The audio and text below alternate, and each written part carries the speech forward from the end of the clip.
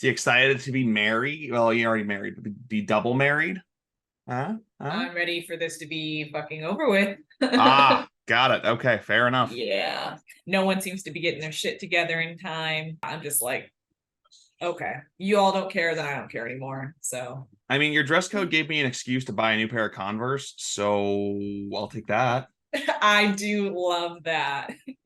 Because I didn't want people showing up in sneakers, but Converse, like, come on. They're a little classier, a little They different. are. I like Converse. I'm like, that is the one exception I'm willing to make. Yeah, I saw that. I was like, oh, good evening or morning or whatever time of the day it happens to be. Welcome one, welcome all to the Writers Bleck Podcast, a podcast all about writer's block, mental health, and dealing with just the general jackassery of the modern world. I am one of your hosts, Greg Nykus, joined alongside Taylor Noel Thomas, the fidget spinner queen of South Bend. The only reason, because I lose mine all the time, which ADHD, of course, we're gonna lose everything. But I just got this like from an event at work. So I was like, okay, now I finally have one again. Let's try to keep this. Yeah. Give it a week. Yep. It'll be gone. But this is a podcast, though, we talk all about all things writing and writing adjacent. Taylor is a grad student of the literary arts at Notre Dame. I can see that your face is a ringing endorsement of that. Yep. And I am a fraud. Lies. I've been doing a lot better this time around, but we'll get into that shortly. I guess the first things first is, Taylor, how are you? How has the you been? I'm good. I've made no progress on my thesis at all. But we have classes and teaching starts next week, and like I'm just waiting for that moment when I get the email from my advisor and she's like, "Oh, can you send me some pages?" And I'm gonna be like, "Yeah, I can send you some pages. None of them are edited." Time to just make some shit up. Yep, life is good. Yeah, good. Fair enough. Great. Fair enough. Yeah, you got school coming up. You got a wedding coming up. You're a busy cookie. Yeah, I hate it. How about you? I have a boss at work now, so after 7 months of running the show by myself, I don't have to do that anymore, and it's delightful. And of course, the first thing I did was take on a colossal project, and I only had 2 weeks to get it done in, and I did it. And boy, am I tired. Why do we hate ourselves? The leading theory here is shitty parenting, but the jury's still out in general. I've transitioned kind of what I've been working on writing-wise, because I felt like I just needed to do something that wasn't my comic for a while. Yeah. And so I'm back to writing sketch comedy. And it is a lot harder than I remember it being. I started... I got a bright and shiny new notebook. I opened it up. I wrote the first sketch I had.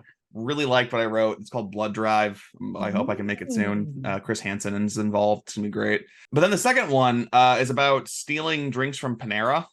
Yes. And I feel like I wrote the bare bones, but it's super unfunny. And the next two I wrote were a similar thing where I'm like, I think I wrote like more of like an order to go in. And they're first drafts anyway, but it's like, these are not funny. It's like stealing from Panera. I wrote one about losing your phone, having to like find my phone. And then about Taylor Swift suing people. And I'm like, I have the bare bones. It's like a treatment of the actual scripts, but I don't have nothing funny in them. So that's what second drafts are for, but it's a lot harder than I remember it being. It is like, I like to think of myself as a funny person, but I'm an in the moment funny person. I'm never like, I can't just produce something and it be crazy funny, and I hate that. Yeah. And it's like, Grim's been watching The Good Place a lot lately. Ooh. I love The Good Place. It's a good show. But what was I saying? Shit. But I look at like shows like The Good Place, and that show has so much improv in it, and I'm like, how? This is not fair. How is Janet the funniest character just ever written and not written? Like, this is just the actresses like, boop. I have gotten so many people this summer who've told me that they wish I would do like either theater or stand-up, because they're like, your facial expressions, you're always very like funny in that moment. I'm like, I know that I need to be funny. Like in my writing though, it's great that it's in your face right now, but that does not help my writing career. And even then, stand-up takes a fair amount of writing. Yes, it does. What is it? A girl went to high school with Gemma. She was doing stand-up in like 2018, 2019. I love Gemma. Gemma's great. Yes. But then she like was trying to convince me for like 6 months to do stand-up with her. and finally got me to the point that I was gonna do it. I wrote a 5 minutes. I was gonna do it. I was rehearsing it. And then do you want to guess what happened? What? The pandemic happened. It was February of 2020. I was going to do it, and then the world shut down. And I have wanted to do it ever since, but it is just like I can't. Like the comedy club that I was going to go to is now like a much bigger deal. It's in a hotel. It's fancy now. They still open mics and all this stuff, but I'm like, it's intimidating. And there's a couple places in town that do stand up, and I have a whole like 5 minutes about making people uncomfortable. Yeah, it's just actually getting around to do it is terrifying, and also it's like I put so much thought into this my act that I'm like I think I overthought this way too much. So you need to take a shot or two and just go do it one day. Like just go and do it. Yeah. Oh yeah. It'll be a random ADHD. I think this would be a cool thing to do today. It's like last week I was like, I'm going to go play baseball by myself. Yep. And this will be like, I'm going to go do stand-up comedy by myself. Usually the things I'm most terrified to do only ever get done because something even more terrifying comes up. And I'm like, oh, okay, I can avoid doing this by doing the other scary thing. So yeah, what a great system I have going on. Yeah. Well, you gotta love it. You gotta love it. I know you said you have not gotten much done on your thesis, but we'll dive into our homework here real quick. Did you write a poem? I did actually. It's funny. Again, my thesis is a nonfiction, and I cannot seem to get a single word out. Probably it's hard. Being burnt out. But help. Poetry just keeps coming out of me, and I'm like, God damn it, because this doesn't help me get my thesis done. And I don't want to put my poetry in my thesis because it doesn't fit at all. Unless you do like a poetry excerpt in between bits. So like the bit about your, like you have a poem about your mom, you do the bit about your mom, you have a bit about your sister bit. I don't know. Don't mind me. Sorry. Most of my poetry tends to be about sexuality, and that is nothing about what my thesis is. So I'm like, God damn it. Got it. So okay. We will see what eventually happens. I think once my advisor gets a hold of me, the panic will really set in, and then I'll force myself to write a lot of bull crap. We will see. A lot of coffee. Yeah. Did I ever tell you about my last day, like the night before my last day of college? No. So sorry, you just reminded me of this. So I had a bit of an issue. I went to Ivy Tech. I did not have a good experience there. I was kind of lied into the program I was in. And then when I expressed concerns with this class that I was taking my second semester, I was told to essentially suck it up. Oh. So me, being the very logical and even-headed 20-year-old that I was, just stopped going to classes for a while because I was pissed. And then it was the day everything was due. And I had talked to multiple professors, and they were like, we will accept your work if you turn it in. And so it was the night before my finals. I went through an entire like bag and a half of Michigan cherry coffee. Oh. And I was like tippy tapping away at my laptop and trying to get all this stuff written in red and trying to get all that done. And then I remember I watched the sunrise laying in the park crying because I was having a nervous breakdown. Yes. My first of many. No, that's usually how I find myself when it comes to like assignments I've been avoiding. The last possible minute, I'm like sobbing into a laptop. I'm like, I just have to finish it. Yep. Almost there. Just keep going. You got this. And then it's like the Pokemon bit about Oak's words echo through your head, except it's my dad's words saying get your head out of your ass. Yes. Great words to go out on, Dad. Really appreciate those being some of your dying words. Love that for us. My mother is alive, but that's almost always whenever I hear negative things, it's usually in the tone of my mother's voice. So that's healthy for us. Yeah, totally. We don't need massive amounts of therapy. That we have a podcast for that. Exactly. As far as my homework goes, I will let you decide if I succeeded or failed. So my homework from last episode was I was going to write a short story for the Doctor Who Big Finish Short Trips contest. Yes. I wrote it. I didn't submit it, but I wrote it. I think I had a really good concept, and it's one of those times I knew the beginning, I knew the end, and I knew some of the middly bits that were going to be like super cool. It was like kind of high concept sci-fi type bullshit. And then I finished it, and I'm like, I kind of hate how this turned out. Yes. I went way too abstract, and I'm like, maybe I should have just like gone by the books for like a first attempt and But no, I was like, okay, we're gonna do this. We're gonna have him. The Doctor's trapped in a pocket universe, but it's like the Big Bang, and the universe is gaining sentience, and he has to teach the universe how to be a good universe, but he's kind of killing the universe by being there. This is a lot for a first at bat with this, and but I wrote it. I honestly think that you completed the assignment, because just finishing something, to me, that's enough. Cool. Good. I appreciate that. Just voila. Thank you for your patronage. I feel like when you have ADHD, like the bare minimum sometimes is like, we did it. Yeah, it felt good to finish. And then I went back to reread it, and I'm like, I am not entering this. Like maybe next year I'll go over it like 9 or 10 times, and I'll have something like passable. But for right now, I'm like, at least we finished. We're getting there. That's all that matters. I did find out something very cool that has to do with the writing/reading world. Okay, tell me more. I saw a New York Times, like their posts on Instagram. There's a new romance bookshop in Brooklyn called, I think, The Ripped Bodice, and it's exclusively for romance books. This is their second shop. The first one's in California. Now they have one in New York, and they're hoping to expand. But beyond that, I mean, that's just cool. Having a whole bookstore dedicated to romance is my dream come true. But the second thing I learned is that, like, romance sales in general and romance interest went up 52% last year, and I am on top of the world. It's just very nice to see that. Of every like genre, romance like toppled everything, and it was just like really cool to learn about. That is really interesting, because I imagine romance, I don't read romance really, but I imagine it's one of those things that it's hard to find good romance stories. So if there's a corner being turned on that where it's not smut for smut's sake, it's not, we're not looking at 50 Shades of Grey and going, this is romance, right? Ooh, okay. Oh no, here we go. I hate 50 Shades, but for me, it's not more of, I thought the writing itself was not good. Again, you're right. Sometimes it can be hard to find romance writers that I like, but my criteria for a good romance is vastly different from the next person's. Everyone's looking for something different. Subjective. Me, I need great writing, believable characters whose like arc isn't just, I found love.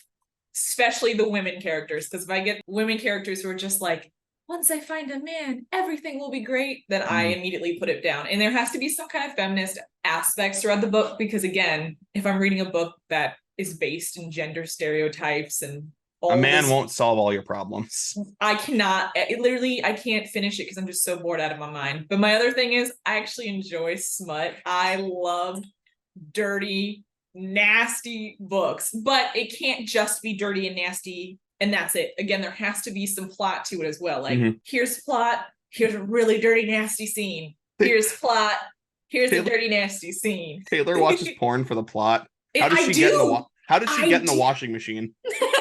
Listen, no, that is actually something I've talked about with like my friends and my husband. Like, a good plot, if there's not a good plot in the porn or even quality acting in the porn, I'm probably not going to continue watching. Like, what? I need to believe that he's there to deliver you a pizza. Yeah.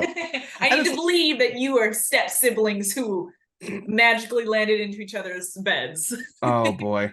This is fantastic. And I feel like with the smut as well, but also romance, it's like, I feel like it also helps when the writer I'm gonna go back to smut. So Game of Thrones, I stopped listening to the Game of Thrones books because I feel like George R.R. Martin has only like ever read about sex or anything adjacent. So the way that he writes any of those scenes in those books, it's gross. Yes. Like, it's not sexy. It's just, you're using words like buzzwords that you've heard and trying to apply it. And I'm like, this isn't how human. Oh, okay. No, you just hit upon a really good point, because I tend to read romance written by women, because I've read romance books by usually it's cisgender, like heterosexual men, and they are some of the worst, not just the romance aspect, but the intimacy aspect, the sex, all of it, terrible. And usually it's where I see some of the worst like gender stereotypes ever. And of course, usually when I read those books, it's usually like, he touched me one time with his finger and I came in raptures. And it's like, come on, get out of here. So a lot of the like books by queer or like women in general, like usually the sex scenes in general and the intimacy scenes are described so well. Some of them are awkward, like you just met someone on the street, you hook up, and usually the first time with someone is awkward as hell and weird, and usually it's like, yes, make these real, like this is what a real sex experience is like. I love that. Well, and I feel like that's also like a systemic issue as a whole too, where it's like you read about a sex, like one whole sex, and then like you get into a real life situation, you're like, this is gonna be exactly like this one thing about the sex I read. And then it's a disaster because you're putting all those expectations on something that's not real because you read it or you watched it or whatever. Yes. And it's the same with writing, but it's like, it's as systemically, it's an issue. Like you're right. Like you don't just touch someone and then it's like, oh, it's over. Oh my God, I'm biting your hands. Oh. So much of porn and like some of the books I read warped me in different ways. Like porn taught me women only get pleasure by making the man happy, and a lot of it was from the male gaze, and I was like, okay, so the key to me enjoying sex someday when I have sex is going to be making men as happy as possible and like putting my needs and concerns aside. But then the romance books I read, because like I'd say like earlier generations of books, not always the greatest examples too, because I got my hopes up about what intimacy and things like that would look like, and I was seeing more of what I saw in porn in my relationships than anything else. And that was devastating. Yeah, that's... I feel like, it's not you say that, I feel like guys should read more romance books, if for no other reason than to find the happy median between the smut I'm watching and the smut that we're reading, and then just meet in the middle and go, this is probably close to what it's going to be life is actually going to be like. Yes, I actually just read a really hilarious book. It's like currently trending, I think, on TikTok, and it's on the like New York Times bestseller list for romance right now. It's called Business or Pleasure. In it, the main character starts kind of like a friends with benefits thing, because her and this guy, they hooked up one time, and it was the worst hookup. Like the description of their hookup, I had to put the book down several times because I was like, this is horrible for her. Oh my God, because it's just so bad. She thinks, okay, I'll never see him again. Thank God, because I was just the worst hookup in my life. He did everything wrong. But then they end up having to work together, and like finally she's honest, like, because he's like, wow, that time we had sex was absolutely amazing, right? And she's like, no, it was actually horrible. That's why I left in the middle of the night, because I didn't want to see you in the morning. And like, so then she starts giving him lessons on how to please women in bed. Okay. And I just felt like it's a really helpful book just in general. Like if your only reference is porn on pleasing women, maybe take some time to read that book and figure out, most women just want you to listen and be willing to receive feedback on what you're doing in the bedroom. And maybe talk things through first. Yes. Like just talk. Communication is spontaneity. Spontaneity is nice, but maybe like beforehand have a conversation like, these are my no's, these are my red flags, this is what I don't like. For me, I don't like much spontaneity. I am like a total... You need a syllabus. I do. I really do. I'm going to communicate. And if you're not willing to communicate, we're probably not going to ever have sex, because you'd be in a relationship, because that's annoying. And people need to communicate more. And I don't think it happens, because again, in movies and stuff like that, even rom-coms and stuff, like suddenly they just fall into each other's arms and everything is perfect. And it's like, that's not what real life is going to be like. No. Same with writing too. Ooh. Yeah. It all goes full circle, Taylor. It all comes back around. It does. I think that we could just make smut the main topic, but I actually had a topic in mind. So you went to Italy. I did. You went to Italy for writing. It was for an international writing conference, but it wasn't just writing, it's artists in general. So there was musicians, photographers, there was a bunch of stuff. And like we all come together, we take workshops with each other. Like usually you're paired up with a professional in your specific field, but you're open to take some of the other classes with other people as well. So like I took some of the photography workshops and learned a lot of cool things about making your pictures on Instagram look better, which I know it's like, oh, like I was expecting someone to like make fun of like, oh, you're just here to learn how to take better pictures on Instagram. But he was like, no, that's how things are now. He's like, so why not? And it was really cool. Did you see how many filters there are on Instagram? That's what I'm saying. It was so cool. There was a whole lot. There was even a guy who came, this year was new, and came and gave art lectures on like certain time periods in Italy and like artists at those times and stuff like that. We got a lecture on Dante and his Inferno. It was just really, really, really amazing. It was like the best 10 days, like the amazing food, learning so much. I finally figured out what the main theme of my thesis is. Have I written anything? No, but now we finally have like what all my writing was leading up to. The pieces are coming together. I'm writing all this crap and I'm like, here, I have this pile of papers. I don't know what any of this like is adding up to. And then finally having my eyes open, like, you don't see it? It's right there. And I'm like, so that was cool. The map was on the back of the Declaration of Independence the whole time. Exactly. It was, and we met some of the nicest, it was like all ages. They were some of the kindest and richest people I've ever met in my life. Fair enough. Some of them, like, because some of them were much significantly older than us, like 50s or 60s, and they were like CEOs of huge corporations and companies, and like they're like, oh yeah, this is like my 12th time to Italy. And you'd think like they would have been snobby and horrible, but they were the kindest, most amazing people. And a good chunk of them, of those wealthy people, paid for my scholarship to go there. So you should apply. I should apply to Notre Dame? Yes, for next year's Italy conference. You don't have to go to Notre Dame for it. Okay. Well, it'd be nice. I think I need to like write something and like publish it first, but or like, I don't know, get back to actually making like shooting sketch comedy and scripted stuff. But oof, ain't that the truth? Yeah, I should actually write something as well. Yeah, well, I mean, you at least have submitted. You've submitted things. You're published. Yeah. You know, you got this and that and the other thing.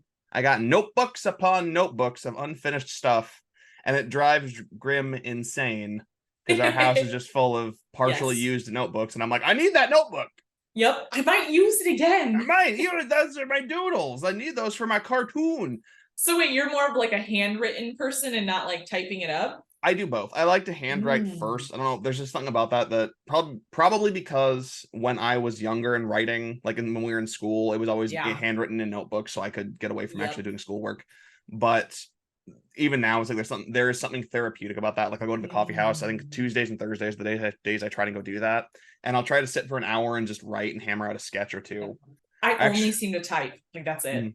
Yeah, I type up final drafts partially because then it's a good way to kind of revise things, but also that way people can read my handwriting if it's like a sketch and I need actors to act in it. So yeah, a little column A, a little column B. I know for work it's all computer stuff, but I do a lot of prep handwritten as well. So see, I want to get more into handwriting my work. It's just for some reason like handwriting feels more vulnerable. Like I'm actually like terrified to write it all down. I'm like, if I type it up, there's kind of like a distance between me and the writing. Yeah, and I think with the handwritten vulnerability, it feels like it's more vulnerable because if anyone was going to see it, at least because it's an early draft, it's an early version of the way your mind works. For me, it's like there's a lot of like I'm just like scratching things out that I don't like because I write with pen. And then also when I'm writing like a book or something like that, or I'm working on a short story, a lot of the time I will draw it out as like a comic. That way I can like draw out the panel. I can see this is the way the action's supposed to look, and I can write that down. As opposed, like that helps me a lot with that's a large part of the problem with the book I've been trying to write for 3 years is I'm having a lot of trouble visualizing it, but also I'm a terrible artist. Yep. And there are some like a chunk of it is like it's a war, it's a space war, and I can't draw the suits of armor or any of that stuff in a way that I like because I suck at drawing. It's really like, but the other stuff is so cartoony. I'm like, it's normal. This is fine. Yeah. It's a lot of just weirdness. All right. I think we will take a quick break because our timer's coming to a conclusion, but I want to hear more about Italy when we come back. Okay. And as this is the Smut episode, anything can happen, I guess. I don't know. All right. We will be right back. How was break? It was good. I'm working on making the like numbers for each table at the wedding. We were originally going to do like a collage of baby pictures of me and Herschel. But then we don't, neither of our families took quite enough pictures of us as kids, which is really sad also. So we decided to each like table number sign is going to have a baby picture of me and a baby picture of him. Okay. And so that's what I'm slowly editing right now. That's a cute way of doing that, I think. Yeah, especially because our families did not take enough pictures of us. Do you ever think with stuff like that? Because it's like, mine's a little bit different, but like my sister, when she was a baby, my dad was obsessed with like the camcorder. So there's like tape after tape after tape of my sister. I have one tape. Yep. One Grego tape, and it spans like 4 years of my life. And I'm like, that's kind of annoying.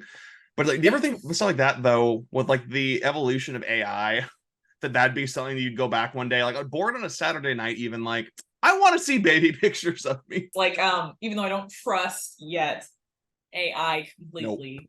that would be so cool. It just kind of bums me out. Like, I know there must have, I don't even have any videos. There's like a single picture of me as a newborn, and I'm just like, Mom, what the hell? You didn't take it. Where are all the pictures? That's it. Mom was like, damn, Taylor, by the time I got around to you, you were the fourth one. I just didn't care. Damn it, Amanda. I'm like, come on. So going to Italy, went to a writers conference. Yes. So you read a piece while you were there too, didn't you? I did, yeah. What was that piece about? Well, I should first say I didn't know that all the scholarship students, so like some of the more professional, the people who lead the workshops, they get to do readings. And so one of the people we got to hear, her name was Elena Passarello, and she's amazing. So we got to hear some of her work. There were a couple other people's work we got to hear, and they were amazing. And then one of the last few nights, I look on the schedule and it says scholarship student reading. I was like, I have to read something in front of all these professional, like amazing people who, I was like, are you kidding me? So we all the scholarship students, there was like 4 or 5 of us. We were like, this sucks. We're terrified, but we're going to do this. So I read a piece of mine that was published by the Ohio State. I always say the, because that's how they always say it. Their literary journal is called The Journal. Okay. And so if you type in The Journal on Google, like nothing will really come up about Ohio State. So you have to make sure you put The Journal, like Ohio State. Everyone else read poetry, and I didn't know that. And if I'd known, I think I would have read poetry. But yeah, I was the only person to read like a nonfiction piece. It's just a short essay. But I will say that after we all read, they were all so sweet. They all came up and like they applauded us. They told us how proud they were of us and how we're just amazing writers and stuff. It was really sweet. Like, okay. And also again, practice. They always remind us, if you're going to go into this field, eventually you're going to have to do reading. So you're going to need to practice doing this stuff. And so even if I hate doing readings and being in front of people, got to keep doing it. And that's fair. I think that's good advice for life. Yes. Though it's always the inner 7th grader in me going, I don't wanna. Yep. Yes. I hate being in front of people. When we were in 8th grade, Miss Perrott was our English teacher, and she had open mic Fridays. And she had us like, if we wanted to read something we wrote, we could do that. Yeah. And that was always when I read my very cringy emo poetry about like self-harm and stuff like that. Yes. And looking back at that, I'm like, I like how I had no problem doing that, but now it's like the idea of doing like stand-up terrifies me, and it's the same damn concept, except one's funny. One doesn't make you think, should we check this kid's bag for weapons? Middle school is a dark place. But no, I used to do like theater, musical theater, and like I had no problem being on stage and like people staring at me. Yep. And now I'm like, what was I thinking? How did I do that? I was on TV this year. And I was on like I did an interview for a parade, a big old parade, and that was fine. And I did that with like 3 hours notice. Yep. But yeah, the idea of like in a room with a group of strangers, it's a lot. It is. Oh, it's terrifying. But people who are comfortable with it, I just want to steal some of that energy. Yeah. Yeah. But you powered through it. You got through Italy, your Italy readings. You had some more fun. Any other highlights from the trip? I got a full body massage, and they do things very differently in Italy. Okay. When they say full body, they're touching every part of you. As I said earlier, this is the Smut episode of the Writers Bleck Podcast. So I didn't think I'd be able to afford a massage. Like they had this like whole spa place, and I was like, there's no way I'm gonna be able to afford that. Like, because anything extra we paid for ourselves. So I was like, I ignored it, but everyone else kept going and getting massages and whatever else they were doing, going to the steam rooms and stuff. I finally was like, you know what? I'm gonna go check it out. The prices were so cheap. They're actually significantly cheaper at their spas than American spas. For like an hour-long body thing that I got, it was like $40. That was like nothing. I was like, are you kidding me? In America, 30 minutes would have been $40. So the massage, I got something called a lymphatic massage, which apparently is supposed to help. I don't know, but I was like, this sounds smart and nice. And it's really soft. Like it's not like digging deep into your bones. And I was like, good. I hate that. I always hate that. I was like, I don't want something painful. I'm like, I want you to put me to sleep pretty much. And that's exactly what she did. It felt amazing. But what I wasn't prepared for is like, yes, I knew I'd be fully naked and all. I'd have like a little tiny, like they have like it feels like a paper like underwear that you put on. But it was a thong. It was like a paper thong. I was like, oh, okay. So I put it on. I didn't understand why they want me to wear like a thong. Now I do. They massage your entire butt, like deep within the crack and everything. Like, okay. I was like, oh, okay. And I didn't know like what to say. I was just like, all right, this is something you were doing. Okay. Okay. Felt good though. I will say that. But okay. I mean, so every part of your body, yeah, definitely got massaged. And so when I left, I was like, that felt amazing. But and then Herschel walked out too, and he went, "Oh my God, Taylor, you'll never believe what just happened." He did not get one, and I bet he regrets it now. When I came back and I told everyone I got a massage, they all looked at me and they go, "Did they?" And I was like, "They did to you too?" Yeah. So apparently, it's just a very common thing. Like they're a little more comfortable with bodies in general in Europe, and I'm like, okay, so Americans are prudes. That's great to know. Do you think that's weird that America, we fetishize violence and we kind of like hide and repress sexuality, and the rest of the world, it's the exact opposite? I don't get it. When I walked in, because I've had a massage before, so I was like, you can see my body. Listen, I want to be put to sleep. Because massages, the minute someone starts touching me, I usually conk right out. A lot of drool. So yeah, I just like was naked and I was ready to go. And she was like, "You're the first American who's done that." I'm like, "Oh, was that bad?" I was like, "Should I put my towel on?" She goes, "No, here in Italy, they don't do that." She goes, "Every American I've given a massage immediately climbed underneath the blanket and like hid their entire body." Mm-hmm. I would have. She said, "We in Italy don't do that." She's like, "People are just kind of more like open with it." And she was like, so surprised. I was like, "Oh," I said, "Listen, I paid for this. I was ready to get massaged." So that was my thought process. It was less about, was I still self-conscious about my body? Yes. I was like, oh, she's going to see every single nasty thing on my body. But by the time I start rubbing, I'm like, who cares? All right, it's great. I'm good. Oh, Italy. I want to move there. I want to move. I just want to leave. Is that same? Yeah. Same. It's here. Like I've thought about like even if I like going to Michigan, I feel like we'd be in a better spot than in Indiana. That's exactly how I feel. I like never really felt like a connection with Indiana, and I don't know if that's Indiana's fault, my fault, or if it's just kind of like this isn't the place where I'm meant to be forever. I've always wanted to go somewhere else and just so I know eventually, hopefully within the next 5 years, peace out, Indiana. Yeah, I've been looking at places up in Michigan and other places too, just because for career reasons. You know, it's been a thought more of I could just move. Like we could go to Denver, we could go to San Francisco, we could go to Kansas City was one. I could go to Florida and then just like get my little binoculars out and look at all the crazy Florida people doing all their Florida stuff. I don't know. It's weird to watch the progression of this town and kind of I wonder how it's going to continue to change over time. I thought about this actually yesterday. I took a bike ride last night and I was riding through ND and I forgot the Notre Dame kids were there. Like they came back. So I kind of like pivoted and got out of the campus. Yeah. And I'm just riding through downtown and I'm like, you know, this is almost unrecognizable to what it was 15 years ago. Everything looks so different.